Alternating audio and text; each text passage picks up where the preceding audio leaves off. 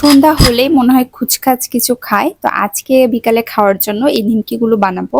Half cup ময়দা, 1 চিমটি লবণ, আর যে চামচটা দেখালাম ওই চামচ দিয়ে 1 চামচ চিনি, তারপরে কালো জিরা, তেল দিয়ে ভালো করে মিক্সড করে নিচ্ছি। তারপরে মিক্সচারটা যখন এরকম মুষ্টিবদ্ধ করা যাবে তখন আমি অল্প অল্প করে পানি দিয়ে ডোটা রেডি করে নিয়েছি। তারপর ডোটা রেডি করার পরে আমি রেস্টে রেখে দিয়েছিলাম 20 মিনিটের মতো। ডোটা কিন্তু একদম নরম হবে না, প্রায় শক্ত শক্তর মতোই হবে, তাহলে কিন্তু আপনার নিমকিগুলো ভালো হবে। তারপরে গোল সাইজ রুটির মতো করে এভাবে কেটে কেটে নিচ্ছি। যেরকম ইচ্ছা সাইজ আপনারা কেটে নিতে পারেন। আমি এখানে 4 কোনা তারপরে রম্বস সাইজ দুইটাই করেছি। তারপরে তেলটা একদম হাই হিটে গরম করে নিয়ে যখন তেলটা একদম গরম হয়ে যাবে তখন মিডিয়াম আঁচে এগুলোকে লাল লাল করে ভেজে নিতে হবে।